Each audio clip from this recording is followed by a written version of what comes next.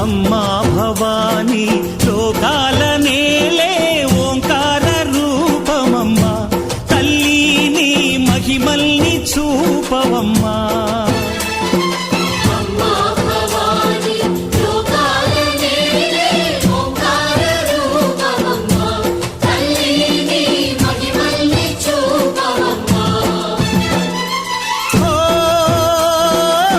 సృష్టికే దీపమా, శక్తికే మూలమా, సింహరథమే నీదమ్మా. అమ్మ దుర్గమ్మ భక్తులను దీవించుమా.